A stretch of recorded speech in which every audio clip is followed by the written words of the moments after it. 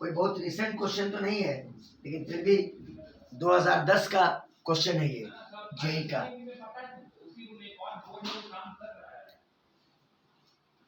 Question लिखिएगा, a thin flexible wire, a thin flexible wire, a thin flexible wire, a thin flexible wire, flexible wire of length L, of length L, of length L, length L is connected to, is connected to, is connected to, is connected to two adjacent fixed points, two adjacent, two adjacent fixed points, two adjacent fixed points, two adjacent fixed points, and carries a current I, and carries a current I, and carries a current I, and carries a current I in clockwise direction, in clockwise direction, carries a current I in clockwise direction. When the system is, when the system is, when the system is, when the system is put in a, put in a, put in a uniform magnetic field, uniform magnetic field, uniform magnetic field, magnetic field B, magnetic field B, the wire takes the shape of a, the wire takes the shape of a, the wire takes the shape of a circle, the wire takes the shape of a circle, the wire takes the shape of a circle. Calculate, calculate tension in the wire, calculate tension in the wire, calculate tension, tension मतलब कि force, tension in the wire, in the wire. और diagram question का बना हुआ है, हम complete question आपको यहाँ पर बोर्ड पर रख देते हैं, आप उसका स्क्रीनशॉट ले लें, उसके बाद हम बनाएंगे। पहले जो वायर लिया गया है ना, वो एक इर्रेगुलर शेप का है, लेकिन लूप है। देखो इस तरह का इर्रेगुलर शेप का एक वायर है ना, समझ गया बात को। और जैसे ही इसको, और इसमें करंट फ्लो कर रहा है आई, इस वायर में करंट फ्लो कर रहा है कितना, आई, और ये वायर अभी इर्रेगुलर शेप में है, मतलब इसका कोई निश्चित शेप नहीं है, इर्रेगुलर है। लेकिन जैसे ही इसको एक यूनिफॉर्म मैग्नेटिक फील्ड में रखा गया, इसने एक सर्किल का शेप ले लिया। इस वायर को जैसे ही आप एक यूनिफॉर्म मैग्नेटिक फील्ड में ले गए, इसको इसने एक शेप ले लिया। किसका शेप ले लिया, सर्किल का। देखो ये मान लो मैग्नेटिक फील्ड, ये हमने मान लिया मैग्नेटिक फील्ड, और जैसे ही इस वायर को उठा के यहां लाके रखे, उसने शेप कैसा ले लिया, बोलिए कैसा शेप ले लिया, सर्किल का, सर्किल का शेप ले लिया। जैसे ही वायर को ला करके यहां रखे, करंट तो वही रहेगा आई, उसने शेप ले लिया किसका, सर्किल का। तो अब ये निकालना है कि वायर में कितना टेंशन होगा। बहुत ही अच्छा क्वेश्चन है, समझ गए। ये सब क्वेश्चन के रोटेट होने का बहुत ज्यादा पॉसिबिलिटी होता है। कहता है वायर में टेंशन कितना प्रोड्यूस होगा, ये आपको निकालना है। और इस पूरे वायर का लेंथ एल के बराबर था, तो यहाँ पे सर्किल का भी लेंथ एल ही के बराबर होगा, क्योंकि वायर के साइज में कोई फर्क पड़ने वाला नहीं है। यहाँ पे सर्किल का भी लेंथ एल ही के बराबर होगा। और आपको निकालना है कि इस केस में वायर में कितना टेंशन है, वायर में कितना टेंशन है। बोलो सवाल सबको क्लियर है कि नहीं है? बोलिए। Yes sir. जब ये वायर मैग्नेटिक फील्ड में नहीं था तो इसका शेप बिल्कुल इरेगुलर था, करंट कैरी कर रहा था। लेकिन जैसे ही इसको मैग्नेटिक फील्ड में ले गए, इसने शेप ले लिया किस चीज का? सर्किल का। ये मैग्नेटिक फील्ड भी, ये जो मैग्नेटिक फील्ड है प्लेन के परपेंडिकुलर और अंदर की तरफ, उस मैग्नेटिक फील्ड को मैंने क्या मान लिया? बी। समझ गए? तो आपको निकालना है कि इस वायर में टेंशन कितना होगा। आप डायग्राम पहले बना लीजिए, उसके बाद हम वर्कआउट कर देते हैं।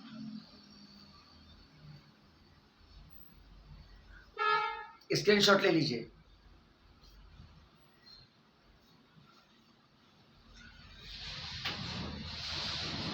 बोलिए, हो गया? Yes sir. आप एक काम करो, किसी डाटा की उतनी कोई जरूरत नहीं है।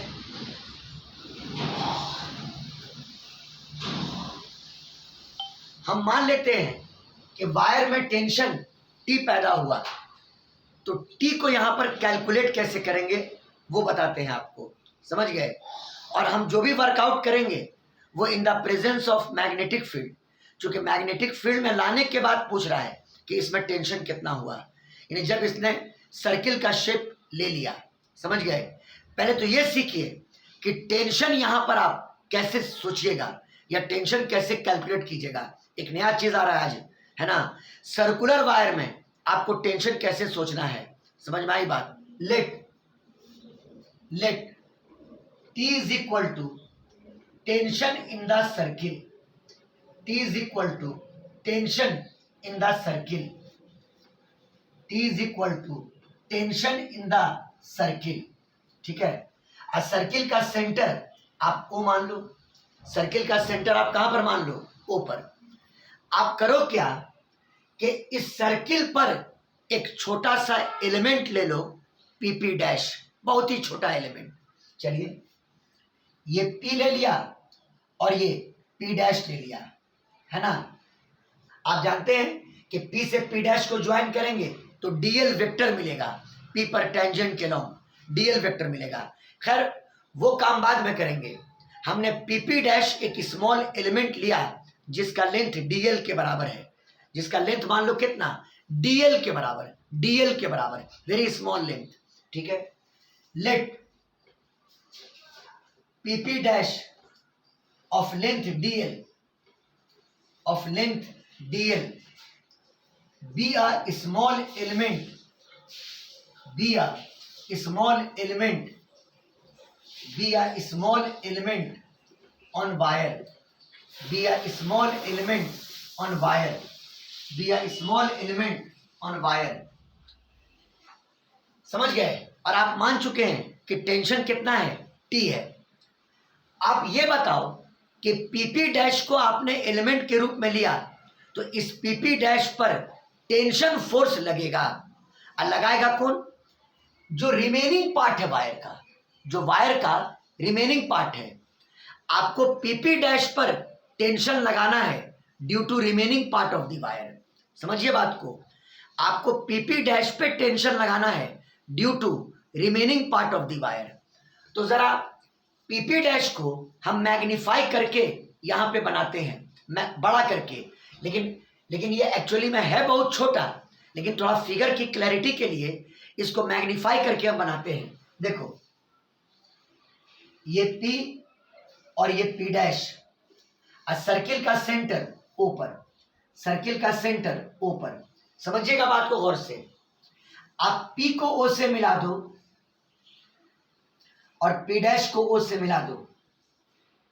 ये बहुत इंपॉर्टेंट है। ये सिर्फ मैग्नेटिज्म में नहीं, और जगह भी आपको ये काम आ सकता है कि सर्कुलर वायर में टेंशन को कैसे कंसीडर करेंगे। तो मैंने एक स्मॉल एलिमेंट लिया PP डैश, है ना? इस PP डैश पर वायर का रिमेनिंग पार्ट टेंशन फोर्स लगाएगा। आप एक्चुअली पहले क्या पढ़ते थे? कोई धागा है, अब ब्लॉक कनेक्टेड है, तो आप इस इंटायर स्ट्रिंग के जरिए ब्लॉक पर ऊपर टेंशन लगा दिया करते थे। बोलिए ना। और वायर और धागा स्ट्रेट हुआ करता था। यहाँ पे पहली बात कि वायर सर्कुलर है और उस सर्कुलर वायर में किसी एक एलिमेंट पर रिमेनिंग वायर के वजह से आपको टेंशन फोर्स लगाना है। समझिएगा बात को गौर से, है ना। उस सर्कुलर वायर में किसी एक छोटे से एलिमेंट पर रिमेनिंग वायर के वजह से आपको टेंशन फोर्स लगाना है। चलिए कैसे होगा, देखो इस पीपी डैश के आपको टेंशन फोर्स किस पे लगाना है, पीपी डैश पे। हम बार बार अपनी बात को रिपीट कर रहे हैं। आपको टेंशन फोर्स किस पे लगाना है, बोलिए किस पे लगाना है, पीपी डैश पे। पीपी डैश पे। और लगाएगा कौन, लगाएगा कौन, वायर का रिमेनिंग पार्ट, वायर का रिमेनिंग पार्ट, वायर का रिमेनिंग पार्ट। तो सुनिए, पीपी डैश का कांटेक्ट पॉइंट पी है वायर के रिमेनिंग पार्ट से, और कांटेक्ट पॉइंट पी डैश भी है वायर के रिमेनिंग पार्ट से। समझ गया बात को। देखो क्या होगा, वायर का जो रिमेनिंग पार्ट है वो पीपी डैश के पी बिंदु पर टेंशन लगाएगा along the tangent, along the tangent, along the tangent। क्योंकि जब वायर स्ट्रेट होता है तो टेंशन along the string लगता है, अगर वायर कर्व है तो टेंशन along the tangent लगेगा। टेंशन along the किधर लगेगा, बोलिए किधर लगेगा, टेंजेंट। तो आइए इस पीपी डैश के पी पॉइंट पर टेंशन फोर्स लगेगा along the tangent, along the tangent। और ये हो गया टी फोर्स, टेंशन फोर्स। और चूंकि ये टेंजेंट के लॉन्ग है और ये रेडियस है तो ऑब्वियसली ये एंगल 90 डिग्री होगा।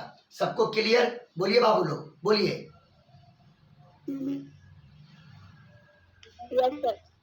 उसी प्रकार अभी एक जगह और लगेगा, पी डैश पर भी लगेगा। वायर के रिमेनिंग पार्ट के द्वारा पीपी डैश के पी डैश पॉइंट पर भी टेंशन फोर्स लगेगा। किधर लगेगा, along the tangent। ये टी फोर्स लगा, ये टी फोर्स लगा along the tangent, और ये एंगल भी 90 डिग्री होगा। ये एंगल भी कितना होगा, बोलिए कितना होगा, बोलिए 90 डिग्री। बोलो बोलो, सबको समझ में आया कि नहीं आया, बोलिए आप लोग, सबको समझ में आया कि नहीं आया, बोलिए। बाबू मेरे, यस सर। इस पीपी डैश, ये जो आपने एलिमेंट लिया, इसके पी पॉइंट पर इधर टेंशन फोर्स लगा और पी डैश पॉइंट पर इधर टेंशन फोर्स लगा। और दोनों टेंशन फोर्स पी और पी डैश पर टेंजेंट के लॉन्ग लगा। किसके लॉन्ग लगा, किसके लॉन्ग लगा, किसके लॉन्ग लगा, टेंजेंट के लॉन्ग, टेंजेंट के लॉन्ग लगा। चलिए ठीक है, बहुत अच्छी बात है। ये एंगल भी 90 डिग्री और ये एंगल भी 90 डिग्री, है ना। हम फिर से बोल रहे हैं कि आपने पीपी डैश पर रिमेनिंग वायर के वजह से पी पर और पी डैश पर टेंशन फोर्स लगाया। रिमेनिंग वायर के वजह से पी पर और पी डैश पर आपने क्या लगाया, टेंशन फोर्स। समझ में आ गई बात, बोलो बोलिए। Yes sir. चलिए आप क्या करो, दोनों टेंशन को पीछे प्रोड्यूस करके कहीं पर कट कराओ, इंटरसेक्ट करेगा कहीं पर।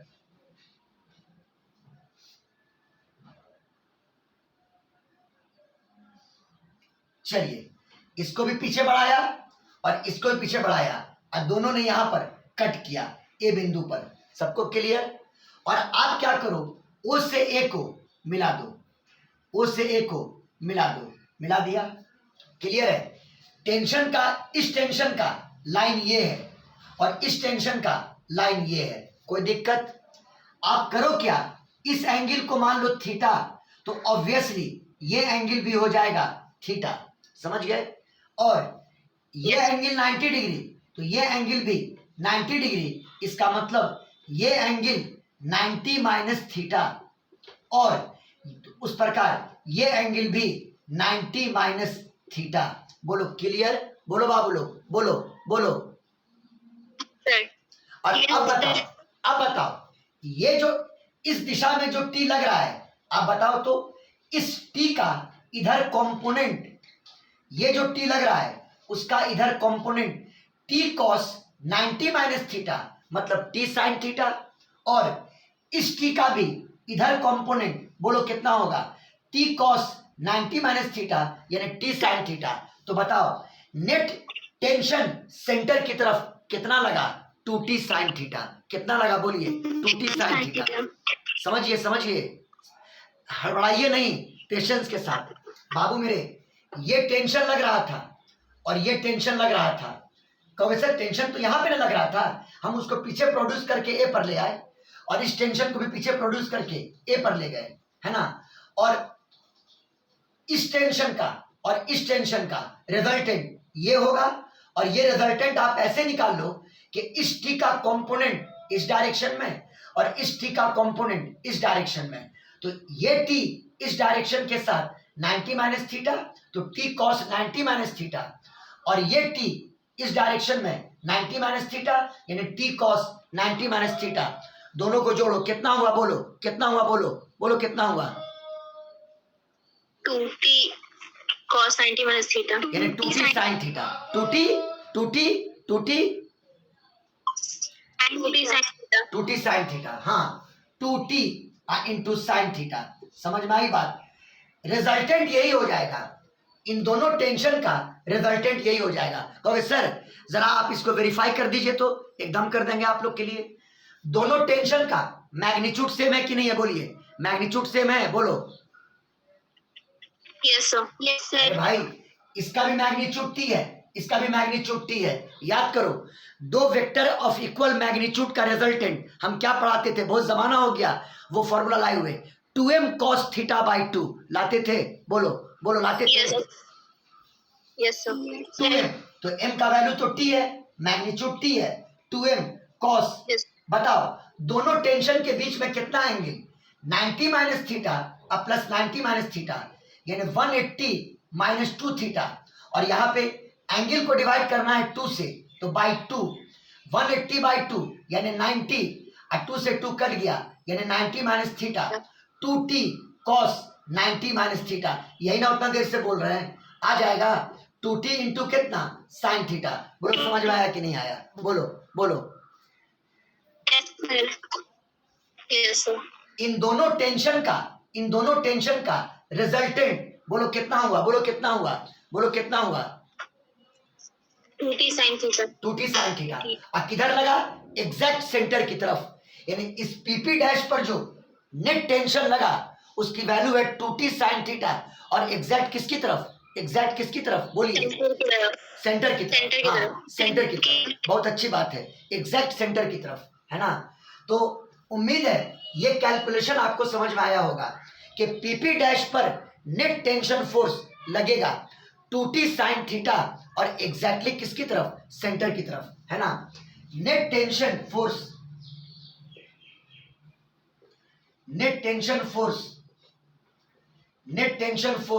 on PP dash is equal to 2t sin theta, 2t sin theta towards the center, centre की तरफ, towards the center। बोलो क्लियर इतना, बोलो बाबू लोग बोलो, क्लियर है तो बोलिए। yes sir चलिए बहुत अच्छी बात है। मेन अगर ये समझ गए तो अब सवाल बनाने में कोई दिक्कत आपको नहीं होना चाहिए, है ना। हाँ एक और बात है, अभी मैनिपुलेट करने के लिए और भी बात है। देखो आप जान रहे हो कि पीपी डैश बहुत ही छोटा है, बहुत ही छोटा है, तो ये एंगल भी बहुत ही छोटा होगा। बोलो बाबू लोग, एंगल भी बहुत ही क्या होगा, छोटा होगा। और आप जानते हैं कि जब एंगल बहुत छोटा होता है तो साइन थीटा लगभग थीटा के ही बराबर होता है। बोलो लगभग किसके बराबर होता है, बोलो किसके बराबर, थीटा के बराबर, यानी 2t into theta, 2t into theta. और आगे बढ़ो, ये बराबर t इंटू 2 थीटा। अब आप कहोगे ये 2 को यहां लाके क्या फायदा हुआ, सुनिए, ये जो एलिमेंट है इसने सेंटर पर एंगल कितना बनाया, टोटल एंगल बोलिए कितना एंगल बनाया, कितना एंगल बनाया, 2 थीटा। हाँ इस एलिमेंट ने सेंटर पर टोटल एंगल कितना बनाया, 2 थीटा। और आप जानते हैं कि एंगल बराबर होता है लेंथ ऑफ आर्क, तो इस आर्क का लेंथ है dl, आर्क का लेंथ है dl और रेडियस मान लो r, रेडियस मान लो r, तो बताओ 2 थीटा बराबर कितना हो जाएगा बोलो, dl बाई आर। कितना हो जाएगा बोलो, dl बाई आर, यानी t इंटू कितना, dl अपॉन r। चलिए आपने ये निकाल लिया कि इस एलिमेंट पर टोटल टेंशन कितना लगेगा, कितना लगेगा, t dl बाई r, और किधर लगेगा, towards the centre, towards the centre. बोलो इतना समझ में आया कि नहीं आया, कि हम रिपीट कर दें, बोलिए कि रिपीट कर दें, बोलिए। समझ आ गया सर। समझ में आ गया, बहुत अच्छी बात है। ये कहीं भी जानते हैं, ये सवाल आपको ऐसे ही पूछ सकता है, एक सर्कुलर मान लो कि रिंग है और उसको रोटेट कर दिए तो क्या क्या बताओ टेंशन क्या होगा, उसमें टेंशन क्या होगा। सेम यही कैलकुलेशन आप वहां पर कीजिएगा, समझ गए। सेंटर की तरफ 2t sin थीटा लगेगा, और तुम जानते हो कोई भी एलिमेंट रेडियल एक्सेलरेशन पोजेस करता है तो 2t sin थीटा बराबर मास उसका इंटू AR, और AR का वैल्यू पुट करके आपको टेंशन का वैल्यू आ जाएगा। फील आ रहा कि क्या बोलना चाह रहे हैं हम, बोलो बोलो। ये वर्कआउट आपको बहुत जगह पर काम आने जा रहा है, समझ गए। तो नेट टेंशन इतना ही लगेगा, t dl बाई आर। अब लौट आते हैं अपने इस क्वेश्चन में, समझ में आई बात, स्क्रीनशॉट ले लीजिए। मेन मुद्दा हो गया, मेन काम हो गया।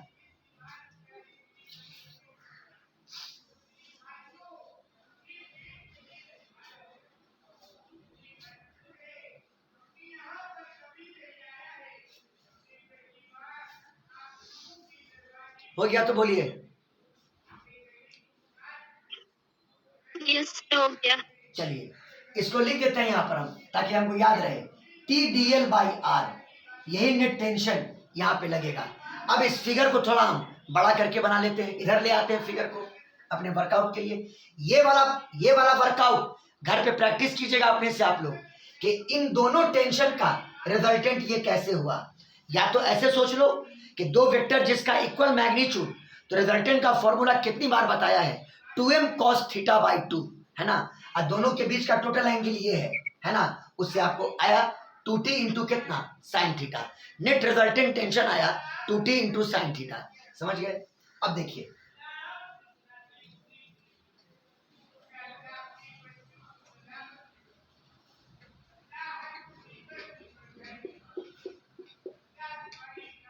बस करना ये था हम लोग को, अब क्वेश्चन में कोई दम नहीं है।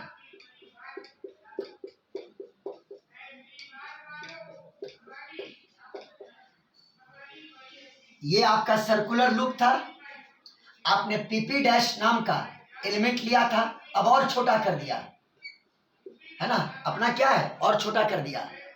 करंट क्लॉकवाइज डायरेक्शन में था, इसको तुम अब कहो dl वेक्टर, इसको क्या बोलो dl वेक्टर, इसको क्या बोलो dl वेक्टर। टेंजेंट के लो P पॉइंट पर, सेंटर O पर आप जान रहे हैं कि सेंटर की तरफ इस पे लगा है टेंशन फोर्स। टेंशन फोर्स कितना लगा है बोलो, कितना लगा है बोलो, कितना लगा है बोलो,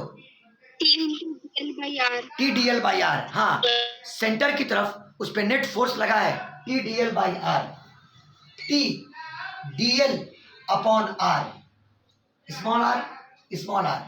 ये बताओ इस एलिमेंट पर कोई और भी फोर्स लग रहा है क्या, मैग्नेटिक फोर्स।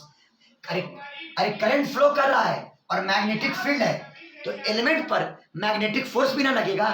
तुम लोग कहोगे सर आप तो पढ़ाए थे कि अगर कोई लूप यूनिफॉर्म मैग्नेटिक फील्ड में हो, मैग्नेटिक फील्ड यूनिफॉर्म है, तो नेट मैग्नेटिक फोर्स 0 हो जाएगा। हम अभी पूरे लूप पर कुछ थोड़े फोर्स लगा रहे हैं, हम तो सिर्फ एलिमेंट पे लगा रहे हैं फोर्स।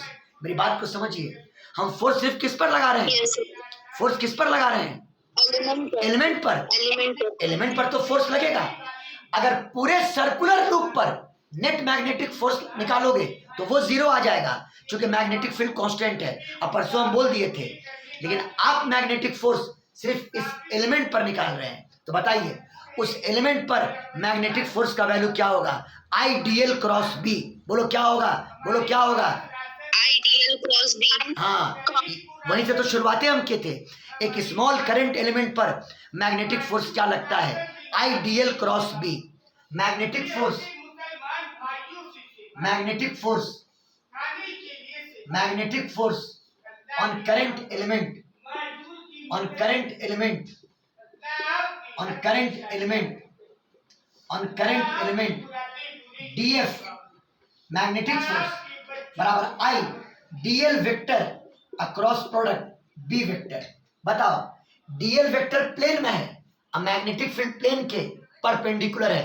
एंगल बोलो, एंगल बोलो 90 डिग्री, यानी I DL B sine 90 degree, sine 91 हो गया। अब ये बताओ कि इस मैग्नेटिक फोर्स का डायरेक्शन क्या होगा, इस मैग्नेटिक फोर्स का डायरेक्शन क्या होगा। उसके लिए right hand thumb rule, DL cross B है, चारों उंगलियों को डीएल पर रखा, डीएल के पॉजिटिव सेंस के लो और फील्ड की तरफ मोड़ा। देखो अंगूठा कैसे स्ट्रेच हो रहा है, outward from the centre, outward from the centre. Feel आया, बोलिए आउटवर्ड फ्रॉम द सेंटर। हाँ, ये डायरेक्शन हुआ मैग्नेटिक फोर्स का। क्या प्यारा चीज आया है, ये डायरेक्शन हुआ मैग्नेटिक फोर्स का। और बाबू मेरे ये पीपी डैश इक्विलिब्रियम में है ना, पीपी डैश किस चीज में है, इक्विलिब्रियम में, रेस्ट में है। बोलो बोलो बाबू। यस सर, हाँ, इक्विलिब्रियम में है सर। अगर ये पीपी डैश इक्विलिब्रियम में है तो दो अपोजिट फोर्स एक दूसरे को बैलेंस करेगा कि नहीं करेगा। बोलिए बोलिए, बैलेंस करेगा कि नहीं करेगा। बोलिए बोलिए बाबू।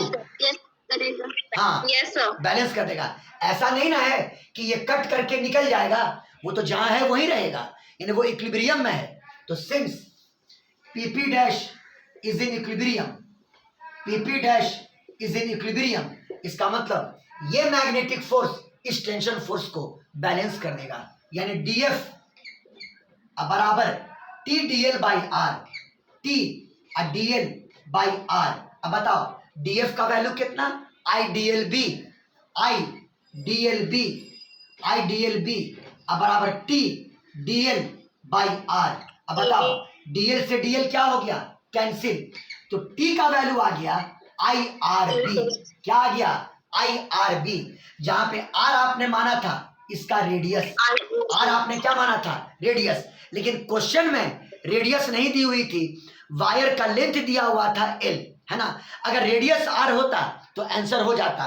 टेंशन का वैल्यू आ चुका है आपका आई आर बी, आ चुका है आंसर, लेकिन क्वेश्चन में रेडियस ना दे करके वायर का लेंथ दिया हुआ है ना। तो आप आर को निकाल सकते हैं उससे।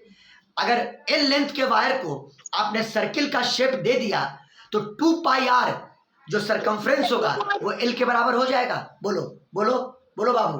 यस सर, हाँ, yes sir, 2 pi R, circle का सरकमफ्रेंस कितना, 2 पाई आर, और यही वायर का लेंथ होगा तो 2 पाई आर बराबर कितना, एल। यहां से आर की वैल्यू आ जाएगी, बोलिए बोलिए। यस सर, हाँ, यानी आर का value L upon L by 2 pi, L by 2 पाई, और आर को लाके यहाँ पर पुट कर दो तो टेंशन का वैल्यू आ गया आई, आर का वैल्यू कितना, L by 2 pi, L by 2 pi into B, यानी आंसर हुआ I L B upon 2 pi, I L B upon 2 pi. लेकिन आप जो बायो वाले बच्चे हैं वो इस रिजल्ट को याद रख सकते हैं, इस रिजल्ट को याद रख सकते हैं, आई आर बी। अगर रेडियस दिया हुआ है तो आर लेंगे, और अगर वायर का लेंथ दिया हुआ है तो आर को एल के टर्म में निकाल करके पुट कर देंगे। समझ में आया बात। और ये क्वेश्चन जेई 2010 का है। अब बहुत ही शानदार क्वेश्चन है मेरे पॉइंट ऑफ व्यू से। बोलिए आप लोग क्वेश्चन अच्छा नहीं लगा क्या, आप लोग नहीं लगा अच्छा क्वेश्चन, अच्छा लगा। स्क्रीनशॉट ले लीजिए। यस सर,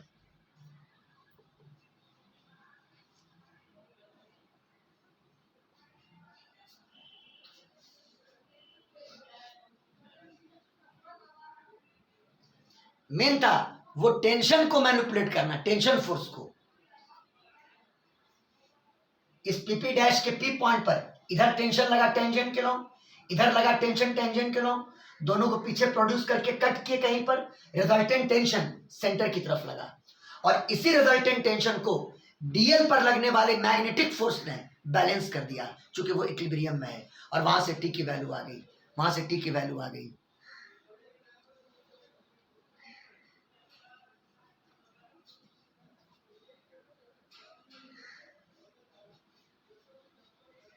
हो गया sir.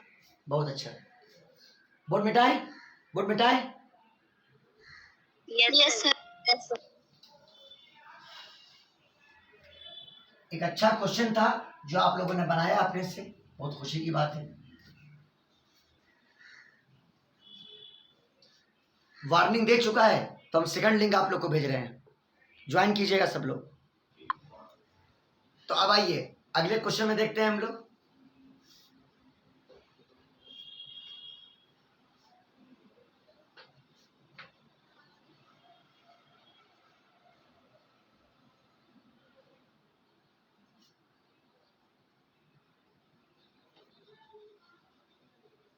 The magnetic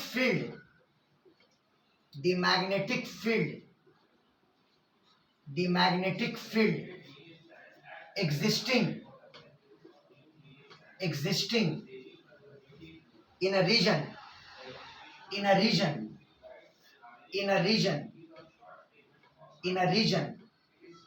is given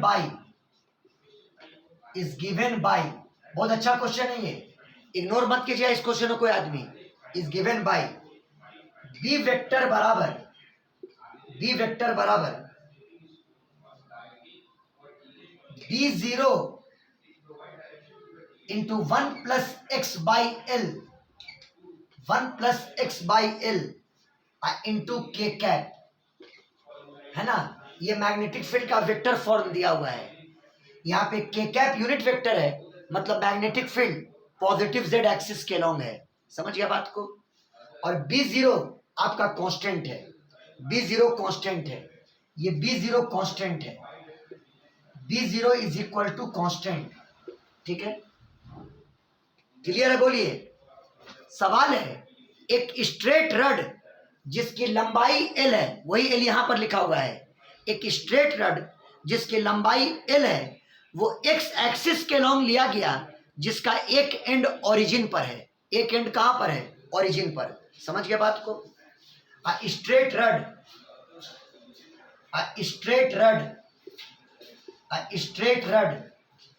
of length L is kept on x axis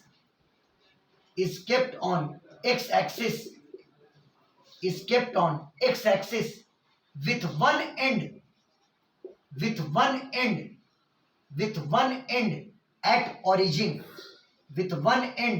at origin, एक एंड कहां पर? ओरिजिन पर। समझ में आई बात? क्वेश्चन है, calculate the net magnetic force on the wire. Calculate the net magnetic force on the wire. Calculate the net magnetic force on wire. Net magnetic force on wire. Net magnetic force on wire. ठीक है, हमारे बच्चे समझते होंगे ये तो बहुत आसान क्वेश्चन सर दिए। मैग्नेटिक फोर्स निकालना है सर, उस दिन पढ़ाई दिए थे, एफ वेक्टर बराबर I L vector across product B vector. और एल वेक्टर का मतलब वायर के इनिशियल पॉइंट से फाइनल पॉइंट को मिलाने वाला वेक्टर। ठीक है, हम पढ़ाए थे। लेकिन ये फॉर्मूला वैलिड कब था? जब मैग्नेटिक फील्ड क्या होता था? कांस्टेंट। बोलो, बोले थे ये बात? बोलो। Yes, sir. जब मैग्नेटिक फील्ड क्या होता था? कांस्टेंट।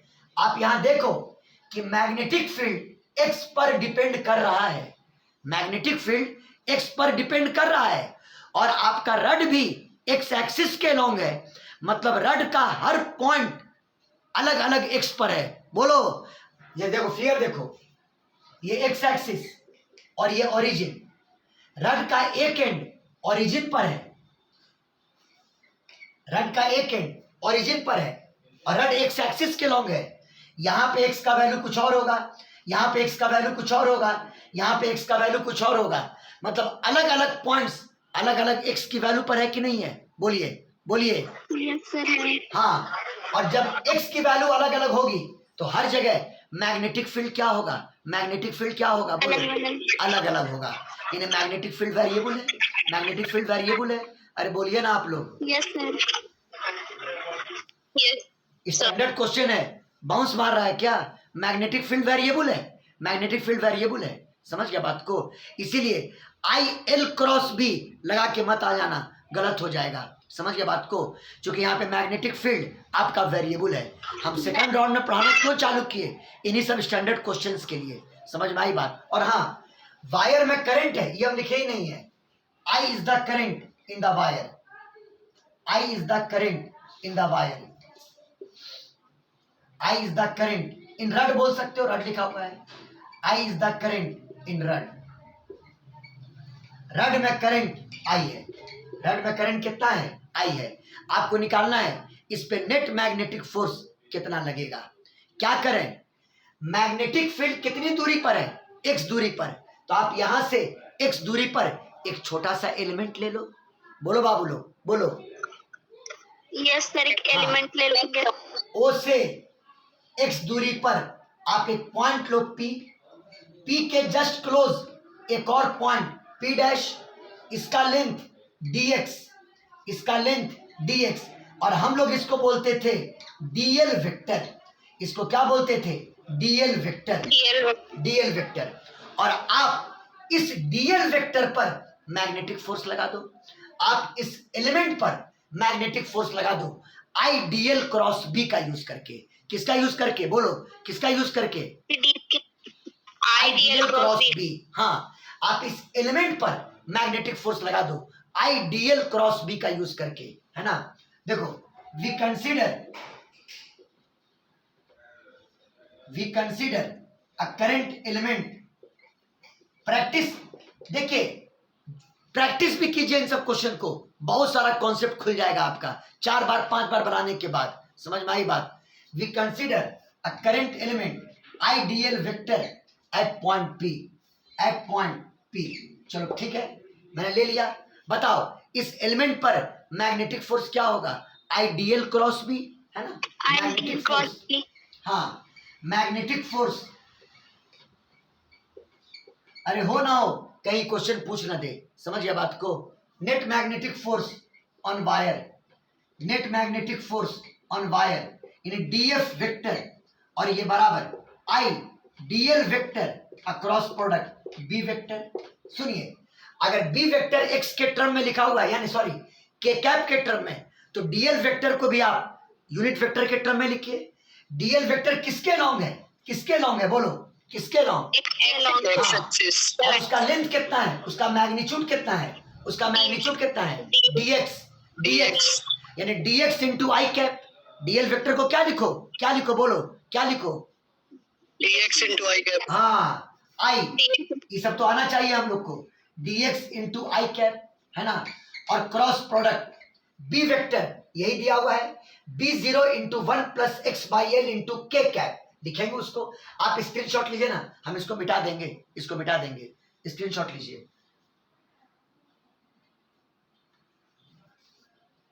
हो गया सर। बहुत अच्छा। देखो, b vector b0 into 1 plus x by L into कितना? के कैप। चलिए, ब्रैकेट को क्या बंद? तरीका ये है, ये स्केलर और ये स्केलर, सबको स्केलर को अलग कर दो, यानी I b0 इंटू इतना इंटू dx को अलग कर दो, और I क्रॉस k कर दो, तो I क्रॉस k हो जाएगा माइनस जे कैप। क्या हो जाएगा? बोलो, क्या हो जाएगा? बोलो, माइनस जे कैप। माइनस जे कैप। माइनस जे कैप। हाँ, यानी I b0 इंटू, पहले ये लिखो 1 plus x by L into dx और I cross k minus J cap, है ना? मतलब इस एलिमेंट पर फोर्स नेगेटिव y के लॉन्ग, जैसे y एक्सिस ये होगा, y एक्सिस ये होगा, तो फोर्स नेगेटिव y के लॉन्ग लगा, नेगेटिव y के लॉन्ग लगा। इस पर फोर्स किधर लगा? नेगेटिव y के लॉन्ग। बोलिए ना बाबू, माइनस जे का मतलब वही ना हुआ? बोलो, बोलो। Yes sir. हाँ, यस सर। अब आप इसको इग्नोर कर दीजिए, क्योंकि हम मैग्नीट्यूड निकाल लेते हैं। हम उस फोर्स का क्या निकालना है? मैग्नीट्यूड। तो बताओ, df का मैग्नीट्यूड बराबर I b0 into 1 plus x by L into dx, और इसका मैग्नीट्यूड तो 1 हो जाएगा। जे कैप यूनिट वेक्टर है, उसका मैग्नीट्यूड 1, और माइनस का मोड तो प्लस होता ही है, तो इतना फोर्स आ गया। अब फोर्स लगा नेगेटिव y के लॉन्ग। सबको समझ में आ चुका? बोलो, बोलो। Yes sir. Yes sir. Yes sir. वो लाइबा नहीं है क्लास में क्या? लाइबा नहीं। चलिए, तो इस पे लग गया मैग्नेटिक फोर्स। अब बताइए अगर पूरे वायर पर आपको मैग्नेटिक फोर्स निकालना हो क्या करोगे, बोलो क्या करोगे? इंटीग्रेट करेंगे। इंटीग्रेट। अपने पुराने हालात पर लौट आए, है ना। ये एलिमेंट मान, हाँ अगर मैग्नेटिक फील्ड, आयशा अगर मैग्नेटिक फील्ड इतना रहता बी वेक्टर बराबर बी जीरो के कैप, सुनो अगर मैग्नेटिक फील्ड इतना रहता, लो एक क्वेश्चन तुमको और हम फ्री फंड में दे दिया, मान लो यही पूछ दिया नेट में, अगर बी वेक्टर रहता बी जीरो इंटू कितना के कैप, और तब कहता इस वायर पर बताओ मैग्नेटिक फोर्स कितना लगा, तो तब ये सब करने की कोई जरूरत नहीं थी, क्योंकि मैग्नेटिक फील्ड क्या है यहाँ पर, बोलो क्या है यहाँ पर?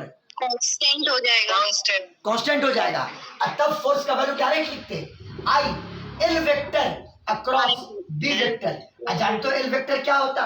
अगर ये पॉइंट ओ है और ये पॉइंट ए है तो एल वेक्टर हो जाता ओ ए वेक्टर। क्या हो जाता? ओ ए वेक्टर हो जाता। I O A vector across product B vector, और ये खटाक से निकल जाता, आई एल बी आ जाता। क्या आ जाता बोलो, क्या आ जाता बोलो? I L B. अरे एल ऐसे और बी जेड एक्सिस के लॉन्ग, तो दोनों के बीच का angle 90 degree, I L B आ जाता। समझ में आया कि नहीं आया बोलिए? लेकिन कब? Yes, sir. लेकिन कब? जब मैग्नेटिक फील्ड कांस्टेंट होगा। जब मैग्नेटिक फील्ड कांस्टेंट होता। हाँ, आपको एक क्वेश्चन हम और दे दिया इसमें, लेकिन हम लोग बड़ा क्वेश्चन बना रहे हैं। अब तुम खुद गौर करो कि बड़े से छोटा कितना जल्दी जल्दी बन जाता है। मेरी बात नहीं समझ में आया? मेरी बात नहीं समझ में आया? हाँ सर। चलिए देखिए, तो आपको देखिए, अब आपको इसको क्या कर देना है, इस एलिमेंट पर आपने फोर्स निकाल लिया, अब आपको इसको क्या कर देना है, बोलिए क्या कर देना है? इंटीग्रेट कर देना है। लिमिट कहां से कहां तक? तो एलिमेंट आपने लिया है पी पर, और लिमिट जाएगा ओ से लेके ए तक। लिमिट कहां से कहां तक जाएगा, बोलिए कहां से कहां तक? ओ से ए तक। हाँ, और ओ पर एक्स का वैल्यू 0 और ए पर एक्स का वैल्यू, पूरे वायर का लेंथ यानी 0 से लेके एल तक। 0 से लेके कहां तक? एल तक। बोलो समझ में आया? 0 से लेके कहां तक, बोलो कहां तक? एल तक। तो आइए net magnetic force, net magnetic force यानी एफ, आप करोगे इसको integrate. I B zero constant है, पहले ही बाहर किया, बाहर जाओ। I B zero integral of 1 plus x by L into D X, और लिमिट 0 से कहां तक? एल तक। बस इसको इंटीग्रेट कर दिया जाए, बराबर आई बी जीरो, आराम से पहला टर्म 1 का 0 नहीं, 1 का x, पढ़ाए हुए मैथ्स में 1 का कितना, बोलो कितना? x। हाँ, 1 का x, अब प्लस यहाँ पे 1 बाई एल कॉन्स्टेंट है, बाहर किया, और x के पावर 1 का इंटीग्रेशन x स्क्वायर बाई 2। बहुत अच्छा, x स्क्वायर बाई 2, और स्क्वायर ब्रैकेट 0 से लेके कहां तक? l तक। पहले पुट करना अपर लिमिट और फिर पुट करना लोअर लिमिट। तो बताओ f बराबर क्या हो जाएगा? I B zero into L plus L square by 12, L plus L square upon 12, अब बीच में माइनस साइन, 0 खत्म, कहना लिखा फालतू में, कट गया। बोलिए क्लियर है? ये एल से L cancel, L plus L by 2, 3l by 2, यानी आई बी जीरो इंटू कितना? 3l by 2। आंसर आया 3IB0 इंटू कितना? l by 2। बोलो बाबू लोग, सबको समझ में आया कि नहीं आया? बोलिए बोलिए। Yes, sir. और आप लोग खुद बताइए, ये सब क्वेश्चन बनाना आप लोग के लिए बेनिफिशियल है कि नहीं है? ये बोलिए, ये बोलिए। Yes, sir. स्क्रीनशॉट लिया जाए।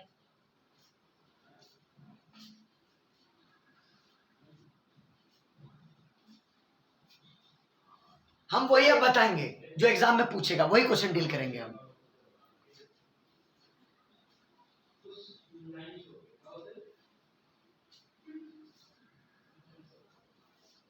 हो गया? बोलो बोलो, हो गया? Yes, sir, हो गया। हाँ, अब देखो ये क्वेश्चन तो टफ हो गया। अब मान लो सेम ऐसा ही क्वेश्चन होता,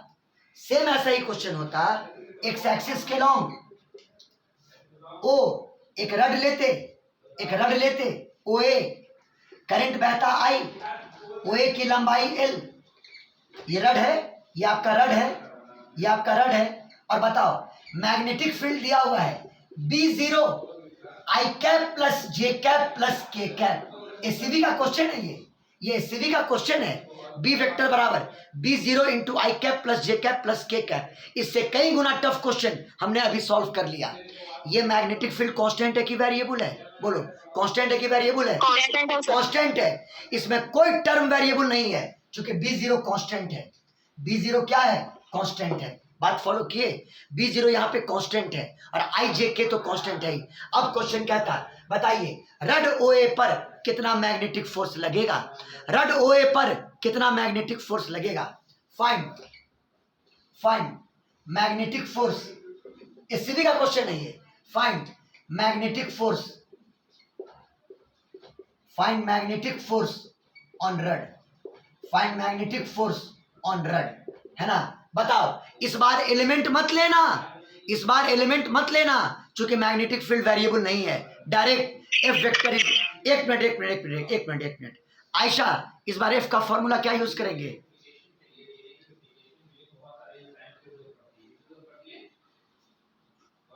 इस बार एफ का फॉर्मूला क्या यूज करेंगे बोलो?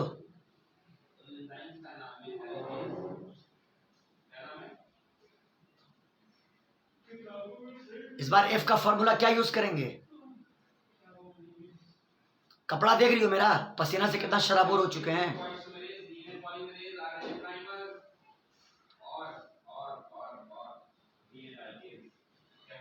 इसी आउटपुट के लिए साजिया बोलो, इस बार एफ का फॉर्मूला क्या यूज करेंगे? साजिया बोलिए, फोर्स का फॉर्मूला क्या यूज करेंगे इस बार? I L vector cross B vector. Simple formula. L vector मतलब पूरा ले लेंगे एक ही बार में, पूरा ले लेंगे एक ही बार में क्योंकि मैग्नेटिक फील्ड कांस्टेंट है। मैग्नेटिक फील्ड कांस्टेंट है। परसों पढ़ा के ना गए थे, परसों पूरा चीज आपको डिटेल में कर दिए थे हम। Yes, sir.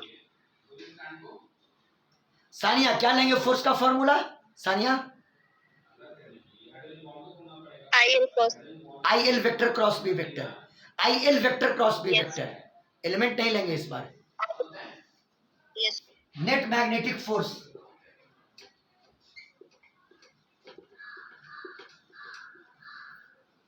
On wire F vector बराबर I L vector across B vector.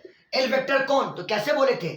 Current चला ओ से गया ए पर, initial point O, final point A. OA vector ना? क्या लेंगे बोलो, क्या लेंगे? हाँ, ओए वेक्टर। और आप एक काम करो, ओए वेक्टर का मैग्नीट्यूड एल के बराबर है और डायरेक्शन एक्स के लॉन्ग है। लिख दो एल आई कैप। क्या लिख दो बोलो, क्या लिख दो बोलो, क्या लिख दो? L I cap.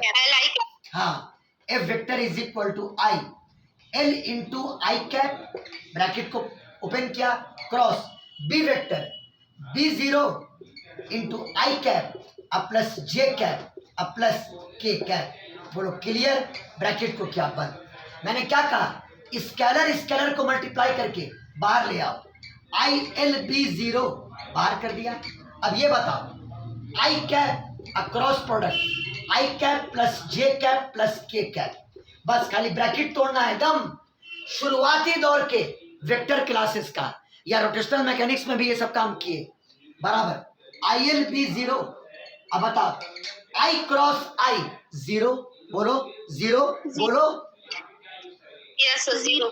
I cross I 0 plus I cross जे के कैप अब प्लस आई क्रॉस के माइनस जे कैप, माइनस जे कैप। यानी आया आई एल B0 इंटू के कैप और माइनस कितना? जे कैप।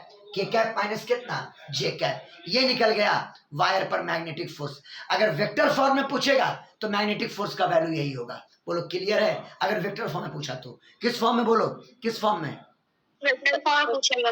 और बाकी मैग्नीट्यूड निकालना तो आप लोग जानते हैं। यहाँ पर इसको छोड़ देना, इसका मोड अंडर रूट 1 का स्क्वायर और प्लस माइनस 1 का स्क्वायर, है ना? अगर मैग्नीट्यूड पूछ दे तो एफ बराबर इसको वैसे उतार देना आई एल B0। अब बताओ, something I cap, something J cap और समथिंग के कैप का मैग्नीट्यूड क्या होता है?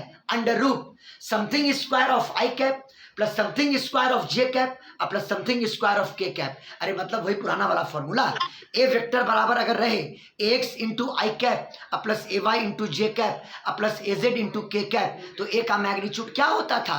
Under root X square plus A Y square plus A Z square. हाँ, तो अंडर रूट के का गुणांक 1 का स्क्वायर, जे का गुणांक -1 का स्क्वायर, -1 का स्क्वायर 1 का स्क्वायर 1 प्लस 1 2 √2। आंसर आया √2 into I L B naught. B zero था, हर जगह बी जीरो था। आंसर क्या आया? √2 आई एल बी जीरो। उम्मीद है समझ में नहीं आया, समझ में नहीं आया। आगे सर ये बताओ मैग्नेटिक फील्ड वेरिएबल रहता, एलिमेंट लेते, क्या लेते? एलिमेंट लेते। अब मैग्नेटिक फील्ड कांस्टेंट रहता, मैग्नेटिक फील्ड अगर कांस्टेंट रहता तो हम लोग मैग्नेटिक फोर्स का डायरेक्ट फॉर्मूला इम्बेसात जरा बताओ तो क्या लेते? इम्बेसात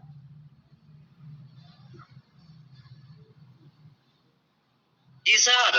अगर मैग्नेटिक फील्ड कांस्टेंट, हाँ क्या लेते?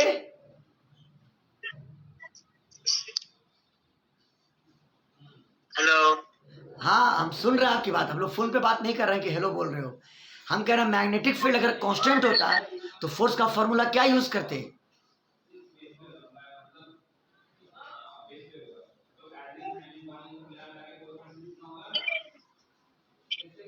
लाइबा बोलिए तो।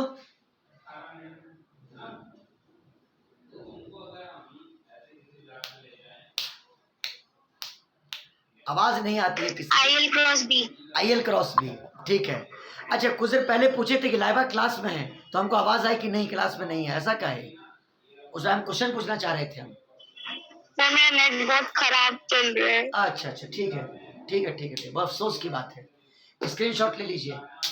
अगला सुन लीजिए, अगला दिन 2 इंपॉर्टेंट टॉपिक क्लास कोई मत मिस कीजिएगा, क्योंकि उससे क्वेश्चन कंफर्म है, पूछेगा ही पूछेगा। मैग्नेटिक डाइपोल मोमेंट और टॉर्क, मैग्नेटिक डाइपोल मोमेंट और टॉर्क। और आप लोग के कहने पर साइक्लोट्रॉन हम पिछले क्लास में पढ़ा चुके हैं। परसों क्या पढ़ाएंगे? बोलो, टॉपिक बोलिए, आप लोग खुद बोलिए। हाँ, और टॉर्क बहुत ही इंपॉर्टेंट और एक नए तरीके से आपके सामने रखेंगे। क्वेश्चन 100% प्रोबेबिलिटी आएगा ही आएगा, उससे तैयार कर लीजिएगा। इससे आज के क्लास से भी क्वेश्चन रहेगा, परसों वाले से भी क्वेश्चन रहता जो पढ़े थे, और परसों वाले से जो क्लास लेंगे उससे हर हाल में क्वेश्चन आएगा। आप क्लास मिस मत कीजिएगा, आप लोग खास बात बोल रहे हैं। स्क्रीनशॉट ले लीजिए।